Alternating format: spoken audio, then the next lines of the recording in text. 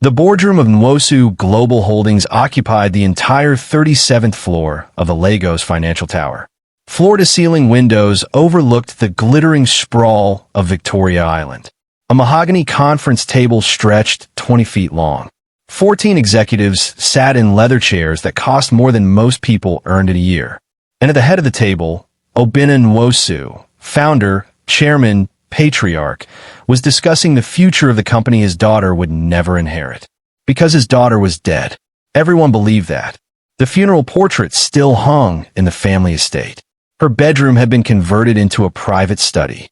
Her shares had been quietly redistributed. Her name was spoken only in past tense, and even then, rarely. 3 years had passed since the accident. 3 years since the car went off the bridge. 3 years since the search teams recovered nothing but wreckage and silence. Obinna Nwosu had aged 15 years in that time. His once powerful shoulders now curved slightly forward. His eyes carried a permanent shadow. But business continued. Business always continued.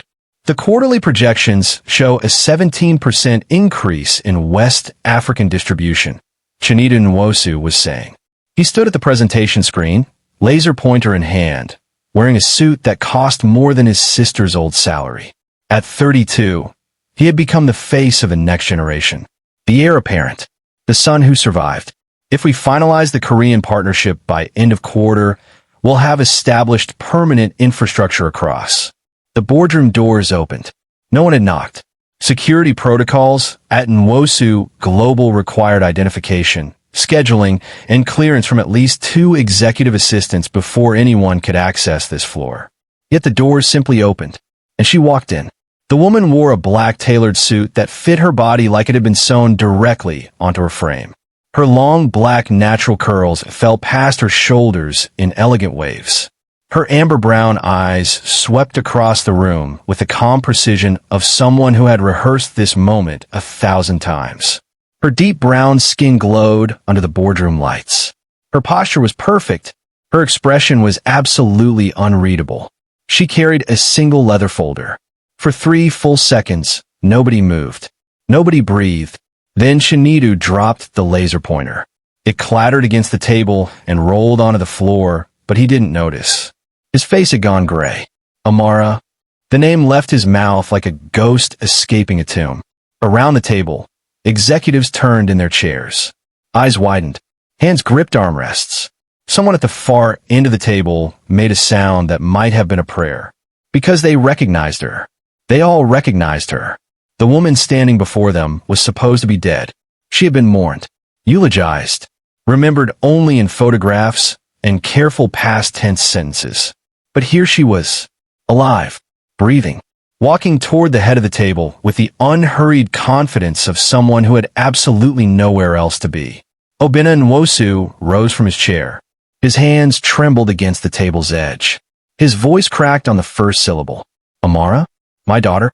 She stopped 3 feet from him, close enough for him to see the small scar near her left temple that hadn't been there before. Close enough to see that whatever girl she had been 3 years ago no longer existed. Father.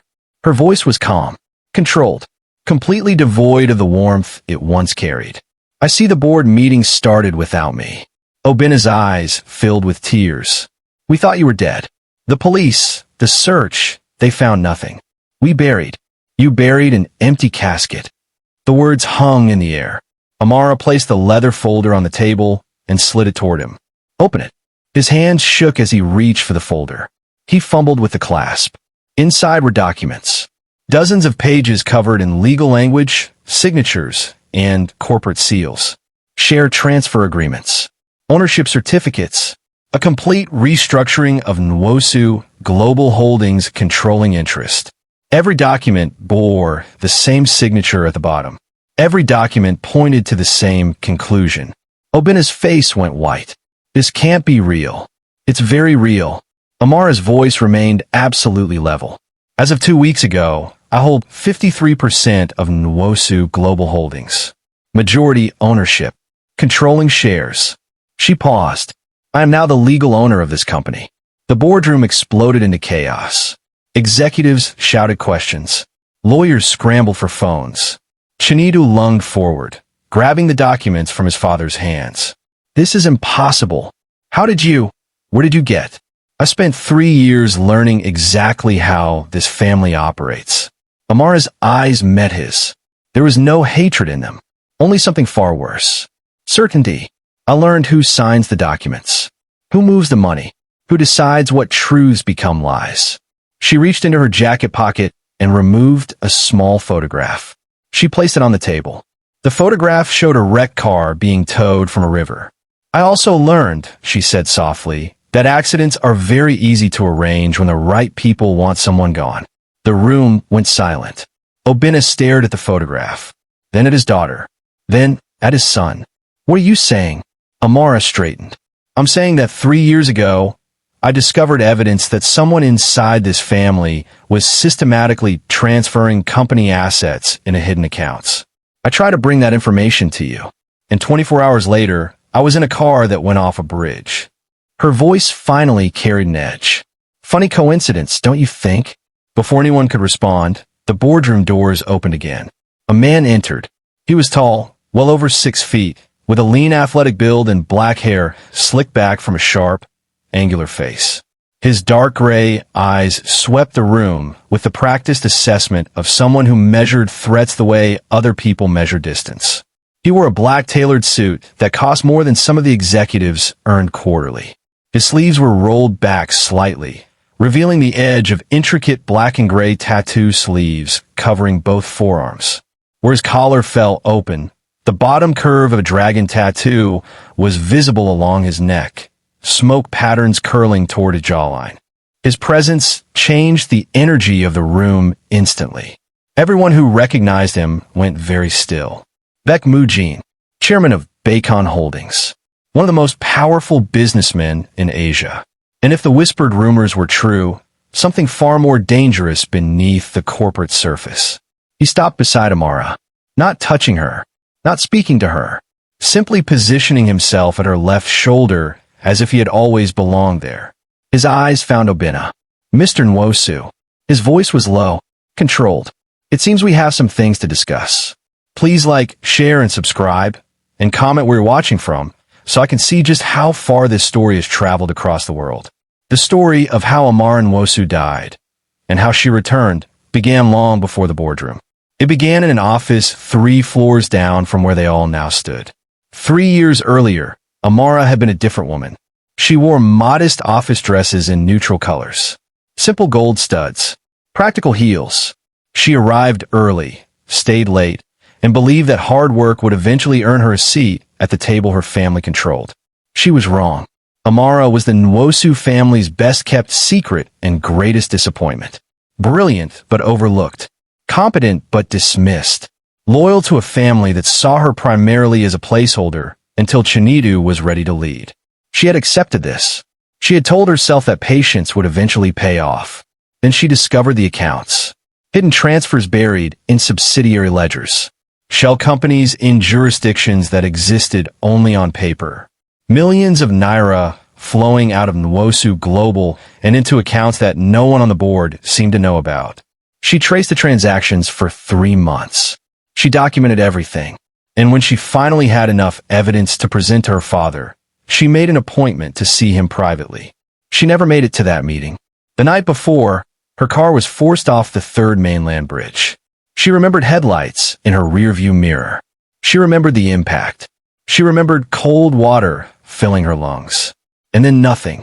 When she woke, she was in a hospital bed 200 kilometers from Lagos. Her left arm was broken in 3 places. Her ribs were cracked. Her face was swollen beyond recognition. A woman she had never met sat beside her bed. Mrs. Adebayo, warm brown complexion, short natural black hair, kind expressive eyes that held more knowledge than they revealed. "You're lucky to be alive," Mrs. Adebayo said. Amara tried to speak.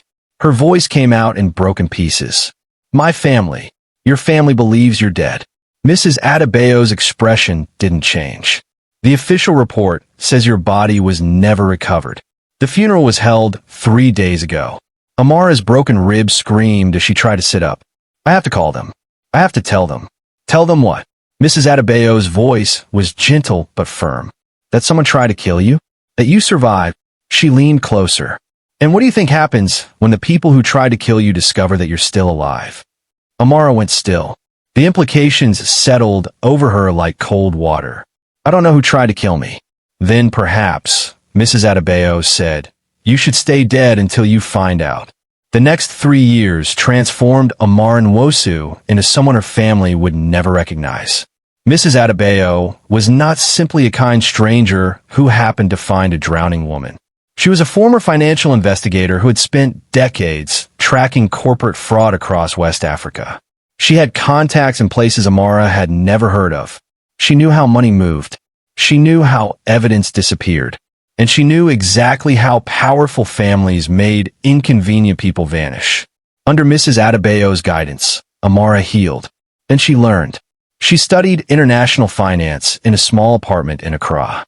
She learned corporate law through correspondence courses paid for in cash. She discovered that the hidden accounts she had found were connected to something much larger than simple embezzlement. The shell companies were part of an international financial network. The network moved money for people who could never allow their transactions to be traced. And Nwosu Global Holdings was one of several legitimate corporations being used as a cleaning mechanism. The person orchestrating this arrangement had connections in Lagos, in Seoul, in Hong Kong, and they had decided that Amara Nwosu, the overlooked daughter who had accidentally stumbled onto their operation, was a problem that needed to disappear. But Amara didn't stay disappeared. Instead, she went hunting. She used what remained of her own savings. She worked quiet jobs under false names. She built relationships with people who knew how to access information that wasn't meant to be found. And piece by piece, she followed the money. The trail led to bank accounts in 4 countries, to forged signatures on company documents, to meetings that had been carefully erased from official calendars, and eventually, to shares. Nwosu Global Holdings had been structured decades ago with complex ownership agreements. Controlling interest was spread across family members, investment funds, and holding companies. But several of those holding companies had been secretly acquired by the same network that had tried to kill Amara. They were buying her family's company piece by piece, and they were using her family's own corruption to do it. Amara could have exposed them. She could have gone to the authorities. But she had learned something important in her 3 years of silence. Exposure meant nothing without power. So instead of destroying the network, she infiltrated it. She used false identities to make strategic investments. She acquired minority positions in the shell companies. She bought shares through intermediaries who never knew who they were working for. And when the moment was right, she made her move. The same legal mechanisms that had been designed to strip her family of their company became the tools she used to claim it for herself. Within 6 months, she had assembled controlling interest. 53%. Majority ownership. Legal. Documented. Uncontestable. The woman who walked into that Lagos boardroom wasn't the daughter they remembered. She was the owner, and she had come to collect. Beck Mujin had first encountered Amara Nwosu 3.5 years earlier. It had been a routine corporate negotiation. Bacon Holdings was exploring distribution partnerships across West Africa. Nwosu Global was one of several companies under consideration. The meeting had been forgettable. Routine presentations. Standard terms. Executives who smiled too much and promised too easily. But Amara had been different. She was a junior executive then, barely visible in the hierarchy of her family's company. Yet she was the only one who asked intelligent questions. The only one who actually reviewed the contract provisions. The only one who looked at Mujin with something other than fear or greed. He remembered her amber-brown eyes, the way she held his gaze without flinching, the quiet confidence beneath her professional demeanor. He had made a mental note of her name. Then the negotiation concluded, the partnership was declined, and he returned to Seoul. 3 months later, he heard that Amara Nwosu had died in a car accident. He thought about her briefly. Then he moved on. Business continued. But something about her death had never quite settled. It was too convenient, too clean, too perfectly timed.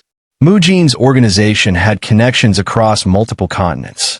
His intelligence network tracked financial movements that most governments couldn't see.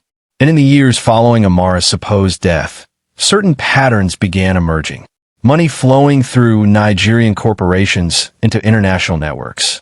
Nwosu Global becoming increasingly involved with entities that Mujin's organization had flagged as problematic. A shadow infrastructure being built beneath legitimate business operations. Mujin watched. He gathered information. He didn't act, not yet, because the connections were too diffuse. The evidence too incomplete, and he had more immediate concerns. Then, 2 weeks before the boardroom confrontation, everything changed. His investigators flagged an unusual acquisition. Someone had been quietly buying shares in several holding companies connected to the Nigerian financial network. The buyer used intermediaries, shell corporations, untraceable accounts. But the pattern was unmistakable. Someone was dismantling the network from inside.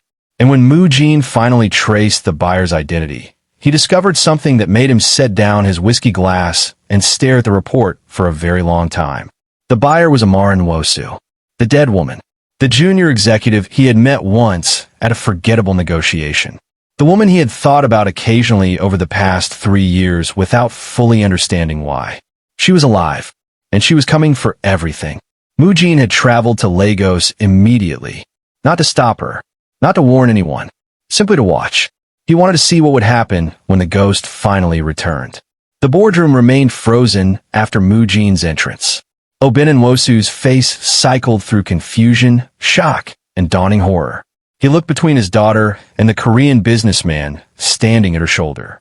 Who was this man? What is he doing here? I invited him. Amara's voice remained level. Mr. Beck has an interest in certain financial arrangements connected to this company. Arrangements that I suspect you know nothing about. She turned to face the rest of the board. Arrangements that some of you know far too much about. Her eyes found Ifeoma Nwosu, her aunt. The elegant woman in traditional Nigerian-inspired clothing sat near the middle of the table.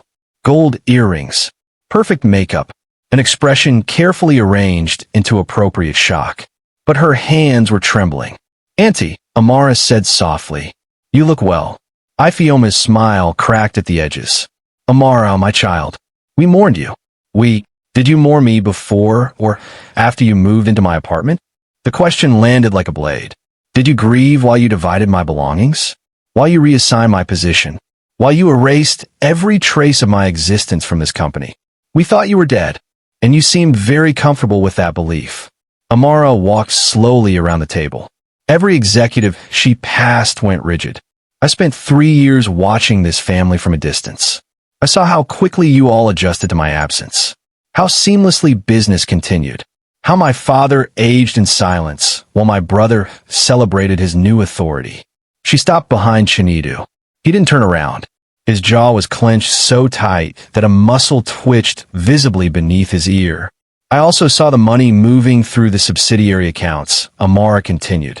The shell companies in Seychelles and Cyprus. The meetings with men whose names don't appear on any official documents. She leaned closer to her brother's ear. Tell me, Chinedu, when exactly did you decide that killing me was easier than letting me expose what you'd done? I didn't try to kill you. Chinedu spun in his chair. His face was flushed. His eyes were wild. I had nothing to do with that accident. You can't prove. I wasn't asking you to prove anything. Amara straightened. I was asking you to deny it. And you just did, very loudly, to a room full of witnesses. The boardroom went silent again. From his position near the door, Mujin watched the exchange with something that might have been admiration. She was dismantling them without raising her voice, without losing composure, without showing a single crack in her perfect control. The woman he remembered from 3 years ago had been confident but uncertain, strong but still seeking approval. This woman needed nothing from anyone in this room, and that made her infinitely more dangerous. After the boardroom confrontation, the Nwosu family fractured. Obinna retreated to his private office. He sat behind his desk with the ownership documents spread before him, reading them repeatedly as if the words might change. They didn't. His daughter was alive. His daughter owned his company. and his daughter believed someone in his own family had tried to murder her. The weight of it crushed something inside him that he didn't know how to name. Down the hall, Chinidu was making frantic phone calls. To lawyers, to associates, to anyone who might help him understand how his dead sister had returned to destroy everything he'd built. His hands shook.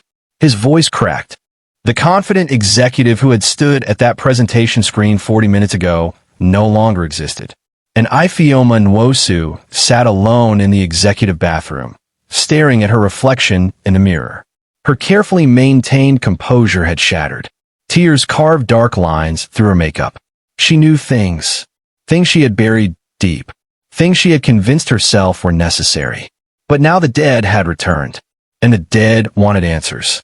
Amara left the building an hour after her entrance. The Lagos evening air was thick with humidity and the distant rumble of traffic. She walked toward a black sedan parked at the curb. Bekmujin was already there. He leaned against the vehicle with his arms crossed, watching her approach with an expression she couldn't read. That was impressive, he said. His Korean accent curved around the words. You destroyed 3 people without touching any of them. I didn't come here to destroy anyone. Amara stopped a few feet away. I came here to take back what was mine. And you think those are different things? She met his gaze. His dark gray eyes were calculating. Cold. But there was something else beneath the surface. Something she couldn't quite identify. Why are you really here, Mr. Beck? Mujin. I didn't ask for your first name. And yet I offered it. He pushed himself off the car. Move closer. Close enough that she could see the edge of his dragon tattoo curling above his collar. The financial network you've been dismantling connects to organizations that have very long memories. People who don't appreciate being outmaneuvered. I'm aware. Are you aware that some of those people work with me? Amara didn't flinch. I'm aware that some of those people also try to kill me. So you'll understand if I'm not particularly concerned about their comfort. Something flickered in his eyes. Surprise, maybe, or something else. You're not afraid of me. Should I be? Most people are. I'm not most people. A pause stretched between them. Then, slowly, the corner of Mujin's mouth curved. It wasn't quite a smile, but it was the closest thing she had seen to one since he entered the boardroom. No, he said quietly. You're not. He opened the car door for her. I'll take you to your hotel. We have things to discuss. I don't recall agreeing to discuss anything with you. You will. His confidence should have infuriated her. Instead, she found herself sliding into the back seat. Because he was right. The network she had dismantled was connected to powers she didn't fully understand yet. And Bekmujin, whatever else he was, understood those powers better than anyone. If she wanted to survive what came next, she needed information. And if that meant spending time with a man who radiated danger like heat from a furnace, then so be it. She had survived 3 years as a ghost. She could survive dinner with a dragon. The restaurant Mujin chose occupied the top floor of a building that Amara hadn't known existed. No signage, no visible entrance, just a private elevator that required a key card and led to a space that seemed designed to make ordinary wealth feel inadequate. The dining room held only 6 tables. Each was separated by walls of living greenery and soft ambient lighting. The servers wore black. They moved silently. They never made eye contact. Mujin led her to a corner table where the city spread out below them like a carpet of stars. He ordered in Korean. The server bowed and disappeared. You've been watching me, Amara said. It wasn't a question. Yes. For how long? Since you started buying shares in the holding companies. And before that. He was silent for a moment. I heard about your death 3 years ago. I thought about it occasionally. You thought about a dead woman you met once? I thought about the circumstances. His eyes found hers. Your death was too convenient. Too perfectly timed. It bothered me. But not enough to investigate. The words came out sharper than she intended. She saw something shift in his expression. A flicker of something. Regret? No, he said quietly. Not enough to investigate. Why not? Because I assumed you were simply collateral damage. A junior executive who asked too many questions and paid the price. He set down his water glass. I was wrong. Yes, you were. The admission hung between them. Finally, Mujin spoke again. My organization had information about the network you discovered. We knew about the financial infrastructure, the shell companies, the movement of money through legitimate corporations. And we did nothing, because interfering would have disrupted arrangements that benefited us. Amara's jaw tightened. So you knew what they were doing? You knew they were using my family's company, and you let it happen. I didn't know they would try to kill you. Would it have mattered? The question was a blade. He didn't answer immediately. Instead, he looked at her with an intensity that made her pulse quicken despite herself.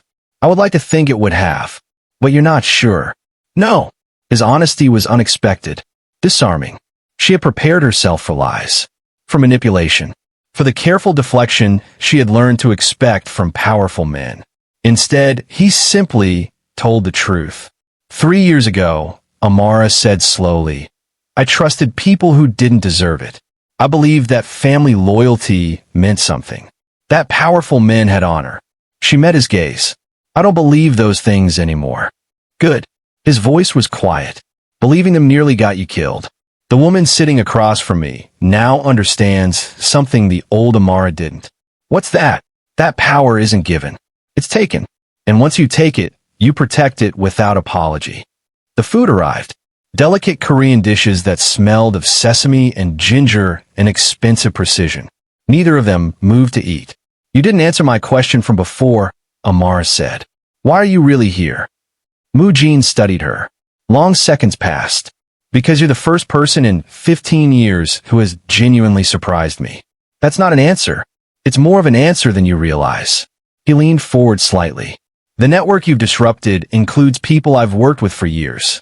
People who have very specific expectations about how business is conducted. Your reappearance threatens those expectations. So you're here to stop me? No. His gaze didn't waver.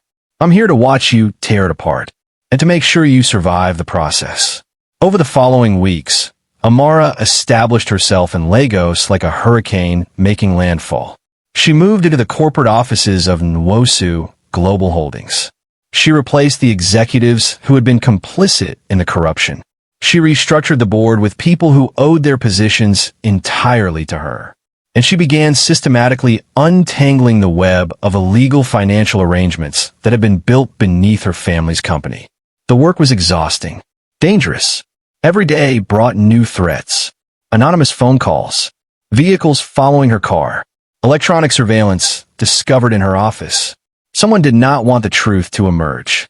But Amara had spent 3 years preparing for exactly this. She had allies now. Mrs. Adebayo, who had flown to Lagos to provide counsel and support. Investigators she trusted completely. Legal teams who worked in shifts around the clock. And Beck Moojin. She told herself their arrangement was purely practical. He had information she needed. Connections to people who would otherwise be unreachable. Understanding of the criminal networks she was trying to dismantle. That was all. But she noticed things. The way he always positioned himself between her and the door. The way his men appeared whenever she traveled through the city. The way he watched her when he thought she wasn't paying attention. And she noticed, too, how her pulse quickened whenever he entered a room. How she found herself anticipating their conversations. How the silences between them had begun to feel less like absence and more like a language she was learning to speak. She didn't trust these feelings. 3 years of survival had taught her that emotions were vulnerabilities, that desire could be weaponized, that the moment she needed someone was the moment she became controllable. So she kept her distance. Professional, transactional, safe. But the way Moojin looked at her wasn't transactional, and she wasn't sure how long she could pretend not to notice. The confrontation with her father happened 3 weeks after her return. Obin and Nwosu requested a private meeting at the family estate. Amara arrived in an elegant black dress. Understated. Powerful. The woman who walked through those doors was nothing like the daughter who had once sought approval in these halls. Obina sat in his study, surrounded by photographs. Old family portraits. Images from better times. And on the wall behind him, Amara's funeral portrait. She stared at it for a long moment. You kept it. I looked at it every day. His voice cracked. Every morning. Every night. I looked at your face, and I asked God why he took you from me. I didn't die, Father. I know that now. He rose from his chair, crossed the room, toward her. I know you're alive. I know you came back. But I don't understand. His eyes glistened. Why didn't you come home? Why did you let us believe? Because I didn't know if you were involved. The words stopped him. What? Someone in this family arranged my accident. Someone with access to my schedule. Someone who knew exactly where I would be and when. She held his gaze. I couldn't rule you out.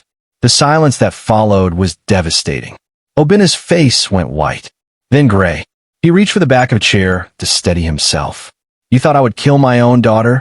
I didn't know what to think. I was drowning in a car at the bottom of a river. The last thing I saw before the water filled my lungs was headlights in my rearview mirror. Her voice finally trembled. Someone pushed me off that bridge, Father. And for 3 years, I couldn't trust anyone who might have had a reason to want me gone.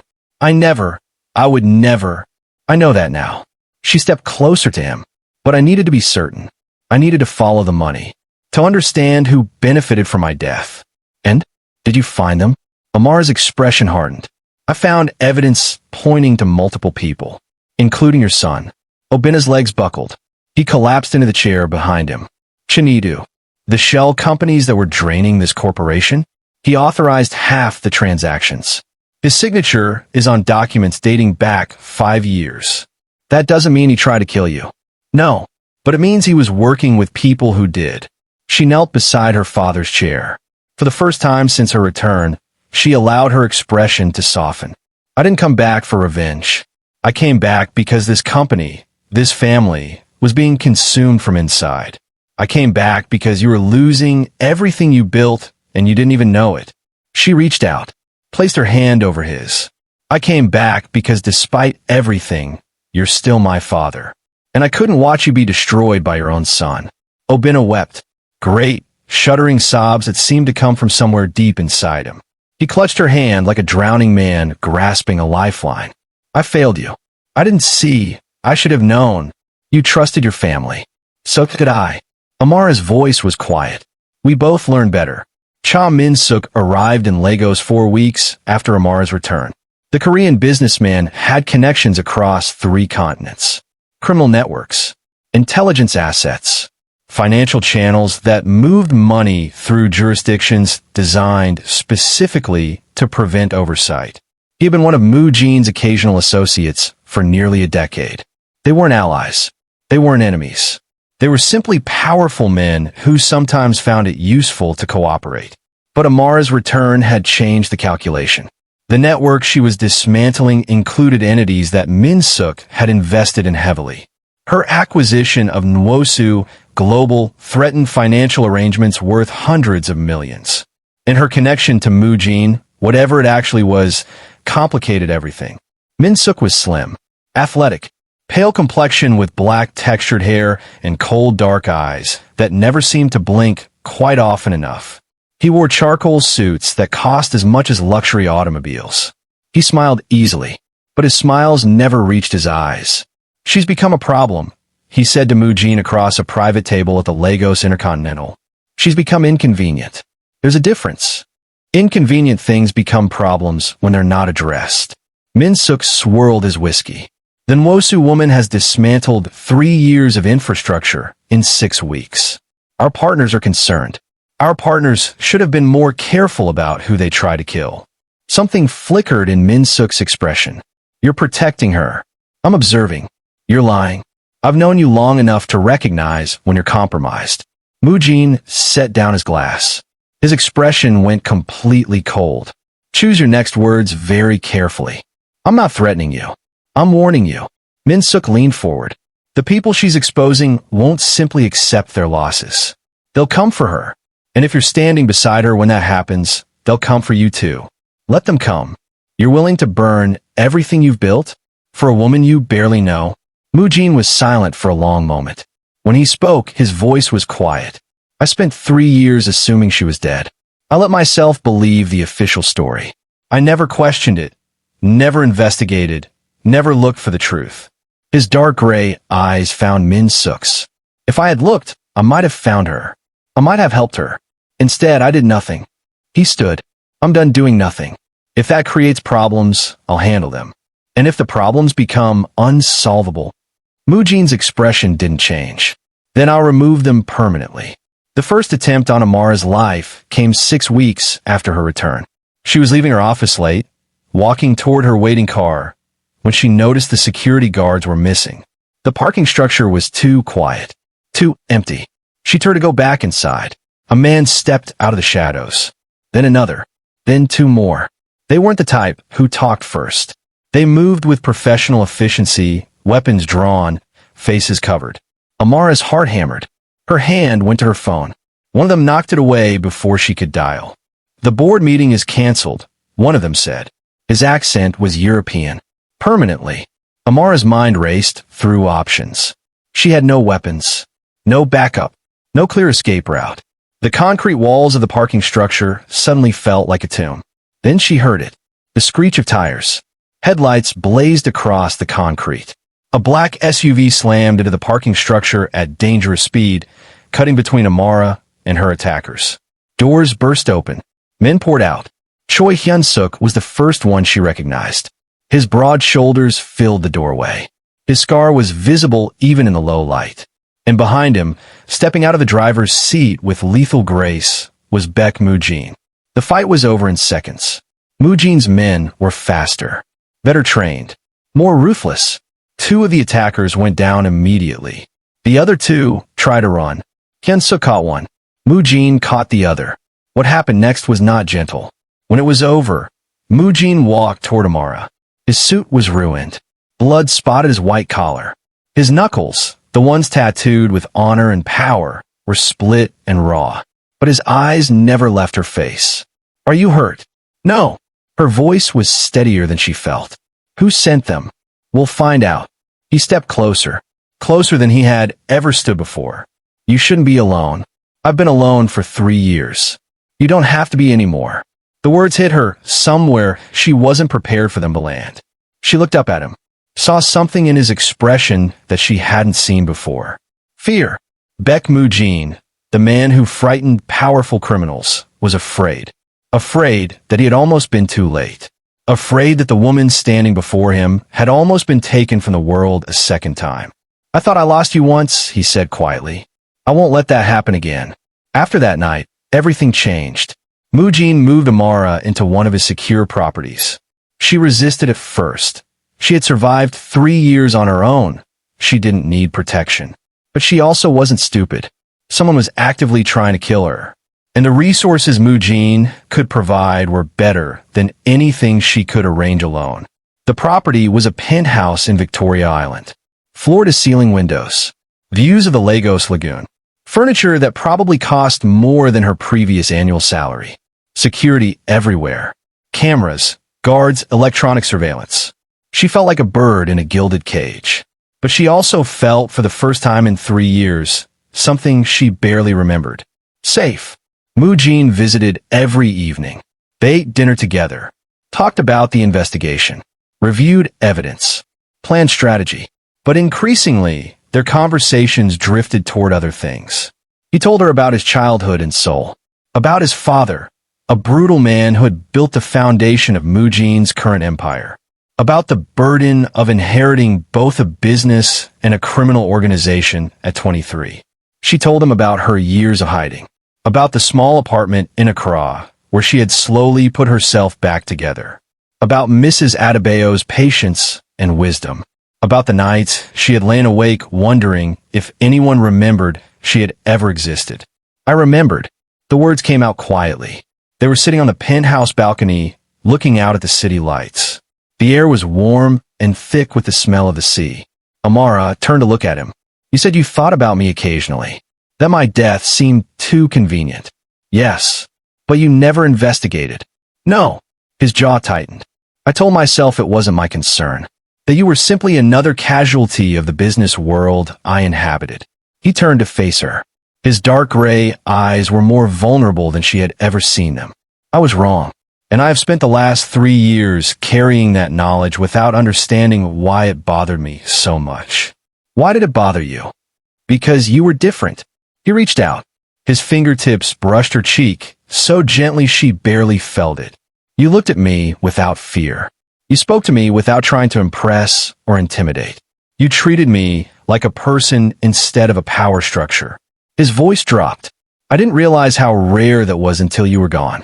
Amara's breath caught. I barely knew you then. I know, but I remembered your eyes.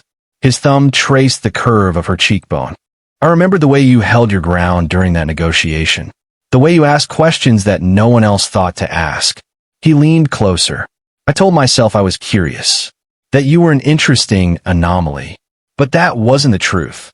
What was the truth? That I was fascinated by you. That your death felt like a loss I had no right to claim. That I spent 3 years wondering who you might have become if you had lived. His forehead touched hers. And now I know. You became this. Powerful. Brilliant. Unstoppable. His voice was barely a whisper. And I don't deserve to be anywhere near you. But I can't make myself stay away. Amara closed her eyes. Her heart was beating so fast it hurt. 3 years of survival. 3 years of trusting no one. 3 years of armoring herself against every emotion that might make her vulnerable. And now this man, this dangerous, complicated, broken man, was standing before her with his defenses down, asking her to let him in. She pulled back slightly, looked into his eyes. I spent 3 years learning not to need anyone. I know. I can't be controlled. I won't be possessed. I know. If I choose you, it has to be my choice. Not because you protected me. Not because I owe you. I know. Then why are you here? What do you actually want? Mujin's expression softened. I want you to be free. I want you to reclaim everything that was stolen from you. I want you to become so powerful that no one ever threatens you again. He stepped back, created space between them. And I want to be standing beside you when that happens. Not controlling you. Not protecting you. Just present. If you'll have me. It was the most vulnerable thing she had ever heard him say. And something inside her, something she had buried very deep, began to unlock. I don't know if I can trust anyone like that again. Then don't trust me. His voice was steady. Let me prove myself, day by day, until you don't need to trust me anymore. Until you simply know. The investigation reached its conclusion 8 weeks after Amara's return. The evidence pointed to multiple conspirators. Chinita Nwosu had been working with the financial network for years. He had authorized the shell company transactions. He had known about the illegal money flows. But he hadn't ordered Amara's death. That order had come from someone else. Someone with more power, more connections, more to lose. The trail led to Ifeoma Nwosu, Amara's aunt, the elegant woman in traditional clothing who had wept at Amara's funeral and then moved into her apartment the following week. Ifeoma had been the one who discovered Amara's investigation. She had been the one who reported it to the network. And she had been the one who arranged for the accident that sent Amara's car off the bridge. The confrontation happened in Ifeoma's private residence. Amara arrived with Mujin at her side. Security waited outside. Police were already on their way. Ifeoma looked smaller somehow. Older. Her gold earrings caught the light as she turned to face her niece. I knew you would find out eventually. Her voice was tired. You were always too clever. That was the problem. You tried to kill me. I tried to protect this family. Ifeoma's expression hardened. You were going to expose everything. The shell companies. The money flows. The arrangements that kept this family powerful for 20 years. Arrangements that were illegal. Arrangements that were necessary. She stepped closer. Your grandfather built this company with his bare hands. Your father expanded it into an empire. And you were going to destroy it all because you found some uncomfortable paperwork. Uncomfortable paperwork. Amara's voice rose for the first time. People were being hurt. Money was being laundered. You were helping criminals infiltrate our company. I was keeping us alive. Ifeoma's control finally cracked. Do you think this family survived on merit alone? Do you think we became powerful by being honest? The business world is ruthless. The only way to survive is to become ruthless first. She gestured around her. Everything you see, the estate, the corporation, the wealth, came from decisions that pretty moral people would have refused to make. I made those decisions. I protected this family. And I would do it again. Amara stared at her aunt, the woman who had attended her birthday parties. who had given her advice about men and marriage, who had held her hand at her mother's funeral. This woman had ordered her death, and she didn't seem to feel any remorse. "You're going to prison," Amara said quietly. "Perhaps." Ifeoma smiled. It was a terrible smile. "But the family will survive. The company will continue. And eventually, everyone will forget that Amara Nwosu ever came back from the dead." "No." Mujin's voice cut through the room. He stepped forward. His presence seemed to fill the space. "They won't forget, because I'm going to make sure everyone knows exactly what you did. Every partner, every associate, every business contact across 3 continents." His dark gray eyes were ice. "By the time I'm finished, no one will speak your name without remembering that you tried to murder your own niece. Your legacy won't be power. It will be shame." He looked at Amara. "Unless you want to handle differently." She understood what he was offering. A chance for something more permanent, more final. "No." Her voice was firm. "She faces justice through proper channels. I won't become what they tried to make me." The aftermath came quickly. Ifeoma was arrested. Chinedu was charged with financial crimes. The network that had infiltrated Nwosu Global was dismantled piece by piece. Several international arrests followed. Cham Min-suk, recognizing that the ground had shifted beneath him, disappeared from Lagos before Mujin's men could find him. He would resurface eventually. People like him always did. But for now, the immediate threats had been neutralized. Amara stood in the boardroom where she had first revealed herself 8 weeks earlier. The same floor-to-ceiling windows, the same mahogany table, but everything else had changed. The executives who sat around that table now were her executives. The company they managed was her company, and the future she was building was her future. Her father attended the first board meeting after the restructuring. He sat at the far end of the table, watching his daughter conduct business with quiet pride. When the meeting ended and the executives filed out, he remained. "You've done something remarkable." His voice was thick with emotion. "You've saved everything we built, everything I nearly lost. I didn't do it for the company." Amara looked at him. "I did it because someone needed to know that the truth still matters. That people can't simply erase inconvenient daughters and move on with their lives." "I'm so sorry." Tears streamed down his weathered face. "I should have seen what was happening. I should have protected you. You couldn't have known." She crossed the room, stood before her father. "Aunt Ifeoma was careful. Chinedu was desperate, and you were blinded by the same trust that blinded me." She placed her hands on his shoulders. "But we survived, and now we have a chance to rebuild. Not just the company, the family. Can you ever forgive me?" The question broke something inside her. "I forgave you the moment I saw the funeral portrait in your study." She pulled him into an embrace. "You looked at my face every day. You mourned me. You carried that weight when you didn't have to." Her voice trembled. "You couldn't save me, father, but you never stopped loving me. And that's enough." The public acknowledgement came 2 weeks later. Beck Mujin arranged a gathering at the most exclusive venue in Lagos. Every significant business figure across West Africa and Asia received an invitation. The official purpose was to announce the strategic partnership between Nwosu Global Holdings and Bacon Holdings.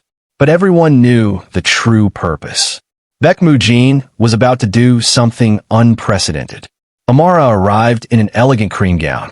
Her long black curls were swept over one shoulder. Minimal jewelry. Perfect posture.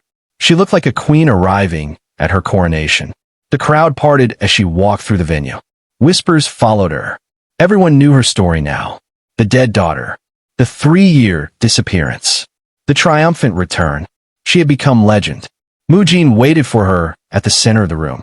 He wore a black suit that probably cost more than most people's cars. His tattoos were visible at his collar and wrists. His dark gray eyes never left her face.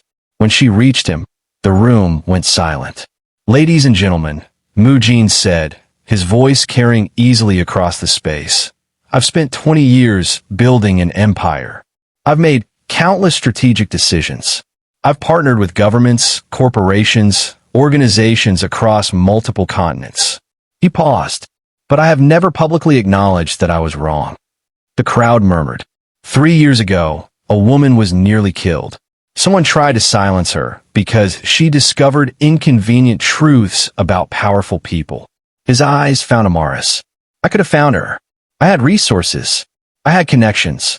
I had the capability to investigate, to search, to uncover the truth. His voice dropped, but I didn't look. I accepted the official story. I moved on. He took her hands in his. That was the worst decision I have ever made. The room was completely silent now. I spent 3 years building wealth, while the most extraordinary woman I have ever encountered was fighting alone, learning alone, surviving alone. He lifted her hands, pressed his lips to her knuckles. I will spend the rest of my life trying to be worthy of standing beside her. He looked out at the crowd. This is not simply a business partnership. This is a declaration. His voice rang with authority. Amara Nwosu is not a woman to be underestimated. She is not a woman to be threatened. And anyone who tries to harm her, anyone who so much as considers it, will answer to me personally. He turned back to her. I'm not asking for anything you're not ready to give. I'm not demanding a response. I'm simply stating in front of every powerful person in this room that I choose you. He lowered his voice so only she could hear. Freely, completely, for as long as you'll have me. Amara looked at him. This man who commanded empires, who frightened criminals, who had never once asked her for anything she wasn't willing to give.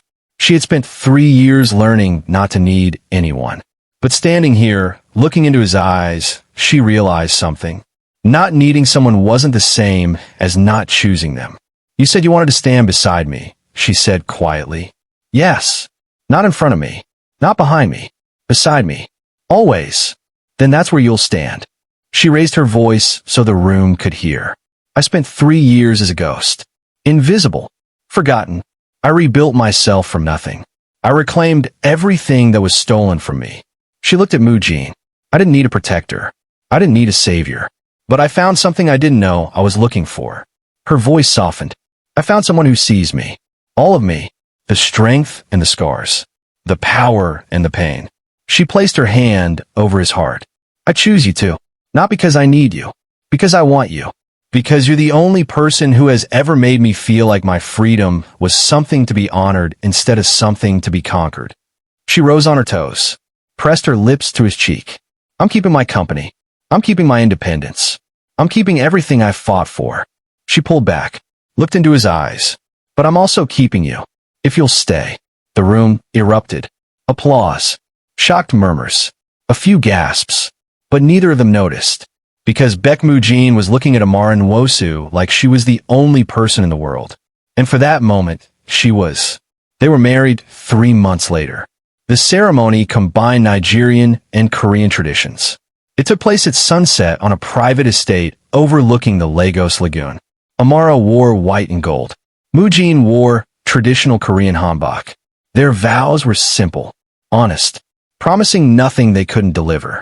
I will never try to control you, he said. I will never stop surprising you, she answered. Mrs. Adebayo watched from the front row, tears streaming down her face. Obin Nwosu stood beside his daughter, placing her hand in Mujin's with trembling fingers. And Choi Hyun-suk, watching from the security perimeter, allowed himself a small smile. He had never seen his boss look so human. Years later, people would tell the story. The woman who died and came back. The family that betrayed her. The empire she reclaimed. The man who gave up pieces of his own power to prove that loving someone meant setting them free. But Amara never thought of herself as legendary. She was simply a woman who had refused to stay dead, who had refused to stay silent, who had learned that the opposite of powerlessness wasn't control, it was choice. And every morning, when she woke beside the man who had chosen her freedom over his own dominance, she knew she had made the right one. She had returned to reclaim an empire. She had never expected to find a heart worth keeping. But some treasures reveal themselves only after everything else has been lost. And some loves become stronger for having survived the fire. The end.